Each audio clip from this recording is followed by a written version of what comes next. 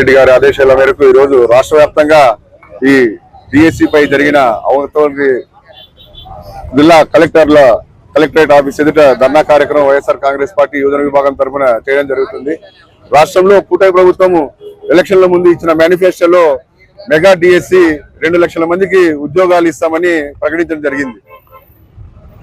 ఈ మధ్య డిఎస్సిలో జరిగిన అవకతవకల గురించి ఎవరైతే అనర్హులు వాళ్ళందరికీ కూడా ఈ క్రీడల కింద ఫేక్ సర్టిఫికెట్లతో అసలైన లబ్ధిదారులకి ఉద్యోగాలు రాకుండా ఒక్కొక్క ఉద్యోగాలు 20 నుంచి 25 లక్షల రూపాయలకి ఈరోజు అమ్ముకుంటున్నారంటే మన రాష్ట్రంలో ఈరోజు ఎంత దౌర్భాగ్య స్థితిలో ఉందో మనకు అర్థమవుతుంది.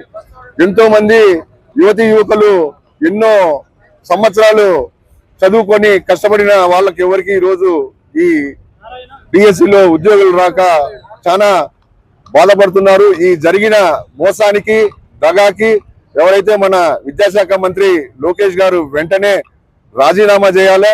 అలాగే ఈ జరిగిన అవకతవకలకి సిబిఐ తరఫున విచారణ చేసి ఎవరైతే అర్హులు ఉన్నారో వారికి ఖచ్చితంగా వాళ్ళ ఉద్యోగాలు వాళ్ళకు వచ్చేలా ప్రభుత్వం త్వరగా ఏదో ఒకటి పరిష్కారం చూపి న్యాయం చేయాలని మేము వైఎస్ఆర్ కాంగ్రెస్ పార్టీ యువజన విభాగం తరఫున పోరాడుతున్నాం.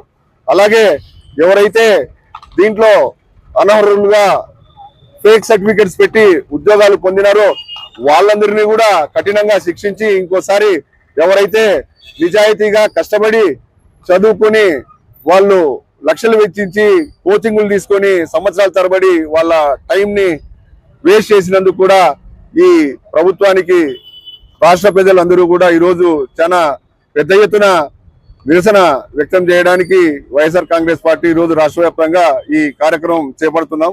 ఖచ్చితంగా ఎవరైతే అర్హులు ఉన్నారో వారందరికీ ఉద్యోగాలు వచ్చేంత వరకు వైఎస్ఆర్ కాంగ్రెస్ పార్టీ తరఫున పోరాటం చేస్తూనే ఉంటాం. గవర్నమెంట్ కూడా వీటిని తొందరగా పరిష్కరించాలని హెచ్చరిస్తున్నాం.